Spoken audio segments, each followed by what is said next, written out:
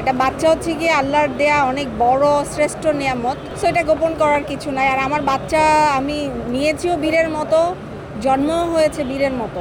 না, অবশ্যই আমার ডিমান্ড আরও বেড়ে যাবে এবং অলরেডি বেড়ে গিয়েছে, কারণ আমি যখন প্রেগনেন্ট ছিলাম তখন আমার প্রচুর কাজের অফার এসছে। আর এই বাচ্চা হচ্ছে আমার জন্য রহমত, বরকত। সো ওর থ্রোতে আমার আরও বেশি বেশি কাজ আসবে ইনশাল্লাহ। প্রথমে যখন 10 মাসের জার্নিতে আমার খুব কষ্ট হয়েছিল, বাট যখন ডেলিভারির দিন বাবুকে প্রথম দেখলাম, তারপর থেকে আমার এই 10 মাসের জার্নিটাই আমি ভুলে গেছি। অনেক কষ্ট করে আমি এই বাবুটাকে দুনিয়াতে এনেছি। সো ওর চেহারাটা মায়া এত, আর এত কিউট মাশাআল্লাহ। সো ওরে দেখার পর আমার যে একটা কষ্ট আর আমার যে একটা সুখ, দুইটা একসাথে মিক্সড হয়ে এখন আমার ওরা দেখলে শুধু সুখই লাগে। মানে আমার বাচ্চাটা হচ্ছে গিয়ে পুরো চক্ষু শীতলকারী একটা বাচ্চা। মারিয়াম বিনতে রাকিব। হ্যাঁ, এটা আল্লাহর একটা রহমত। আর আমি খুব সাহসী। যেমন আজকে আমি 15 দিনের মাথায় আজকে আমার কিন্তু মেজর সিজার হয়েছে। সো আমি কিন্তু ক্যামেরার সামনে এবং প্রোগ্রামে এসেছি এবং হাই হিল পরে।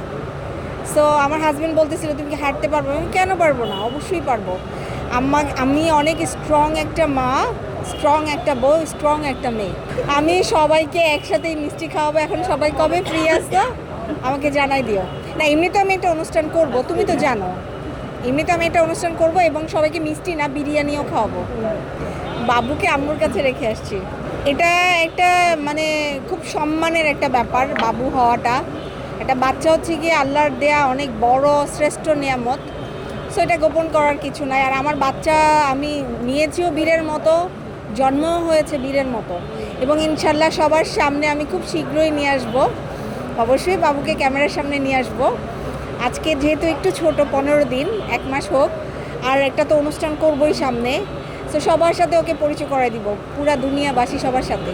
আমার ইচ্ছা ও বড় হয়ে যেটাতে ও বেশি মানে স্বাচ্ছন্দ্য ফিল করবে, বা ও যে বিষয়ে পড়তে চাবে বা নিজেকে গড়তে চাবে, আমি ওকে ফুল সাপোর্ট দিব।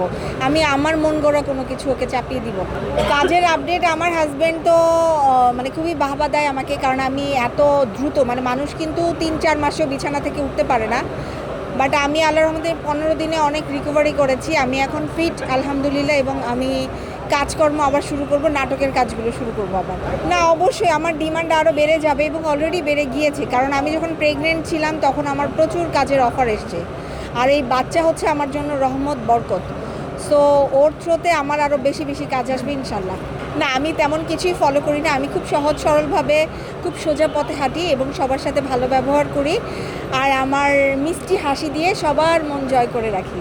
না, আমার জামাই দেখে যে আমি ওরে ছাড়া কিছুই বুঝি না, আমি ওর প্রতি অনেক অ্যাডিক্টেড। সো ওর এতটুকুন কনফিডেন্ট আছে কে আমার প্রতি ক্রাশ বা ব্রাশ, মানে ও ডোন্ট কেয়ার। ও আমারে নিয়ে থাকে, আমি ওরে নিয়ে থাকি। ও এগুলো নিয়ে এতটা মাথা ঘামায় না।